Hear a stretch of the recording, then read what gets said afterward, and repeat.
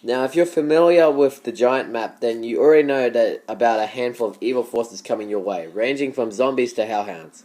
They can be dealt with in the usual manner, but you'll want to keep an eye out for deluxe zombies. These guys come charging at you in mostly tamper-free mechanical suits, firing you from afar with lightning and trying to hit you if you are too close. However, there is a key to bring them down. Despite their robust amount of armor, these are the arm panzers by the way, their faces continues to be the weakest point. It can be tough to hit them when they unload a barrage of attacks on you, but if you have a serviceable weapon on hand and hopefully a pack-a-punch perk, you should be able to bring them down quickly enough. The goal is to keep shooting at the head and avoiding any attacks they throw your way.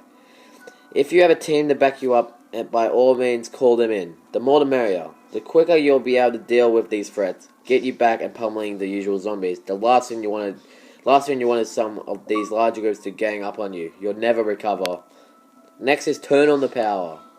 Considering this is an older castle, as you can see in this picture, it runs on a generator, which means you won't have access to much in the beginning since the power's off. That said, you want to find a generator. Follow these basic steps.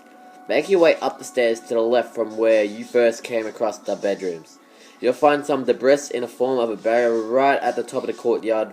Once you get past the spike trap gates, break this down. You should be able to find a necessary power switch by activating this. You'll be able to utilize a number of new areas as well as a transporter pad, perker, cola machines, and wonder spears. By all means, make the power a priority when you first start a match, no matter what gets in your way. Now the third step is to call the tram. Another thing you notice in the stage is the ability to call a nearby tram. However, it doesn't quite serve the purpose you'd expect.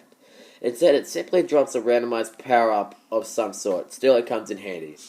But there's a process when it comes to calling one down. What you need is a tram fuse, which bears a similarity to a vial of liquid divinium with a bluish glow. You almost immediately find the first one as you start the match, so don't hesitate to pick one up. As for calling the tram itself, look for a console which should be straight across where you first spawn into the Eisendra. If you have the fuse, go ahead and activate it, and stop and see what it has to offer. If you're in need of another, keep an eye out for enemies that you kill, as some may drop it after dying. Just remember, the tram won't come to your rescue every time. It takes a good while for it to load up with a new weapon, so you won't be able to abuse it during a match. Make it count and don't waste a good power-up. Now finally, you want to make sure you activate the landing pads within the game. This will enable you to get across the map safely and conveniently. As you launch into the air and come with a safe landing on the other side where you were standing.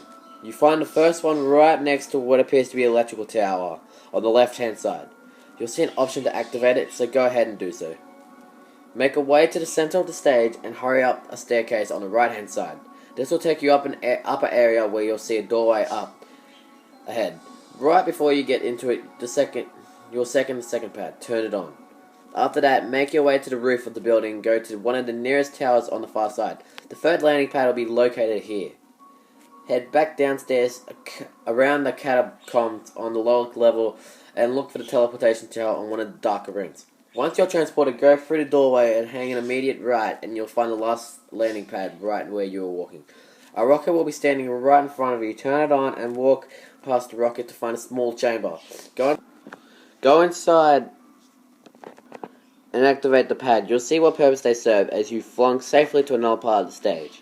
You want to use these often, as they can get you out of a jam quickly and let you go to another section to load up on weapons, or at the very least get some breathing room. Good luck. I hope you enjoyed that video.